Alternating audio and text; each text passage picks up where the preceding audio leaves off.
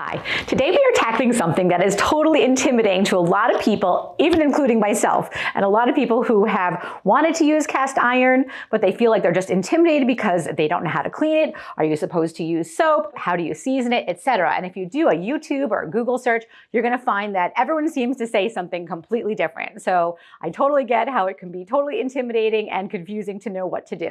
So what we've done is we've looked at everything and really kind of come up with our best practices that we use here in the Nourishing Plate Kitchen.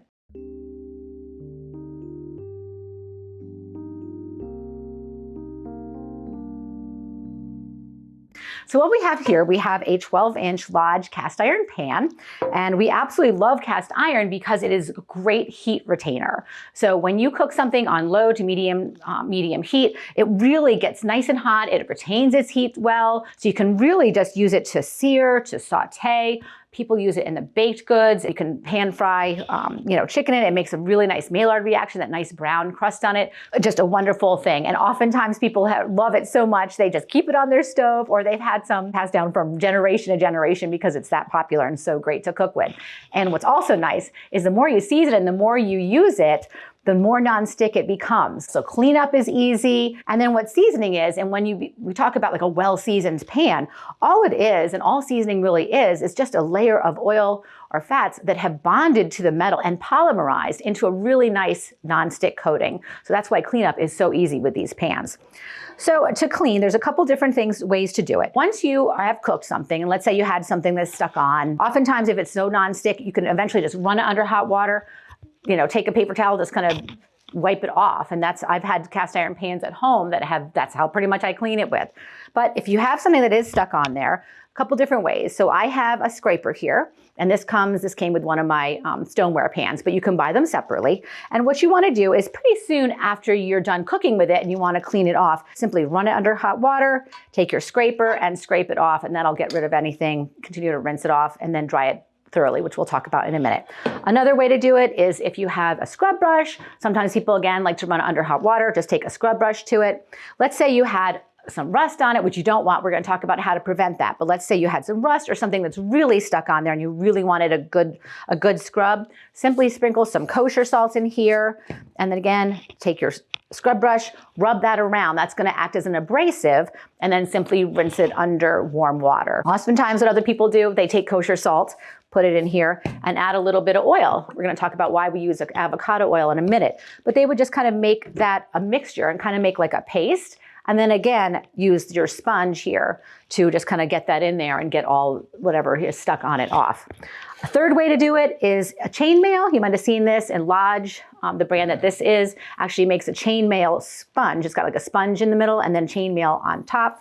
Again, if something is really stuck on here, I did some dry applications. We made some fajita shells. They'd round up great in this because it's such an even surface of cooking. They were wonderful. However, it sort of did take off the seasoning. You really do want to, when you first get your pan, to really do more of the oil-based applications, the sautéing, the frying, bacon. A lot of people cook bacon in it for the first couple times to really build up that seasoning. And unfortunately, for the first couple times I did the fajitas, so it kind of took some of the seasoning off. And then kind of got stuck on there. So I found that I used my chainmail, again, running under hot water, and just kind of scraped it like this, and then it came right off. So that's how to clean it. And then after you're done cleaning it, you really want to make sure, because this is iron, this will rust if you allow water to get on it. So after you're done cleaning it, you want to dry it completely.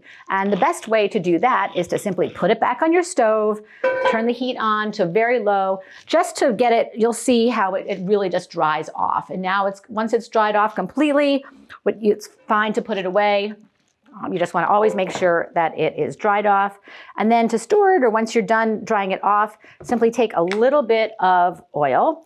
And we use avocado oil because it has the highest smoke point of any plant-based oil. It's actually 500 to 520 degrees.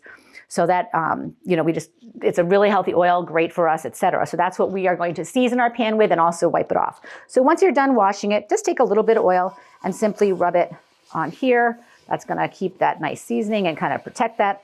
And it's going to kind of, again, bond in there. It's still warm because you just dry it off. It's still warm. So it's going to still get in there and help with that seasoning. So now that's clean. You can put it away. A lot of people they cook with it all the time. This is pretty much what they use. So they'll store it on the top of their stove. So now to season it. So let's say I did want to re-season this pan because, like I said, I kind of took some of the seasoning off doing those dry applications. And so now I kind of want to make sure I build that seasoning up. So, or let's say you have a pan and it's kind of got rusty, you want to clean it off, and now you have to re-season it. This is how you do it. You want to set your oven to 350 degrees, and you're going to actually put this in there. Well, I'll show you what we're going to do. We're going to use avocado oil again because this has the highest smoke point of any plant-based oil, and it's extremely good for us. And this is pretty much what we use to any of our baking applications or pan frying, etc., and in this kitchen.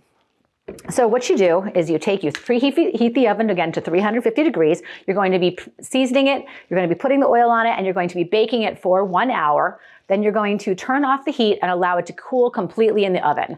Some people do this at night. They just set a timer, let it cook there for an hour, turn it off. In the morning, it's done, etc.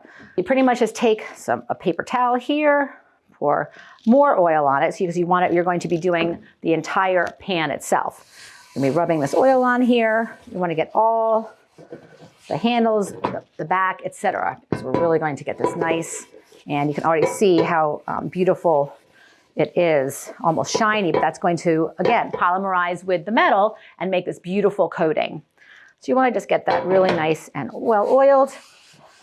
And then we put it on a sheet pan. This way you keep protect it from the grates. You don't have to just put it right on your cooking grates. It's also easier to carry. Simply just invert it like this. And now you can carry it into your oven, stick it in there for, again, at 350 degrees for an hour, let it cool down completely. And when it comes out, you're going to have a beautifully seasoned pan that's going to last you for generations. You can pass this on. And the more you cook with it and those oil-based applications, you are going to see it's just going to continue to get more nonstick and more nonstick. And it's just a wonderful pan. We absolutely love it. So hope that took some of the fear out of it. A lot of people do love these, and I hope that this was helpful.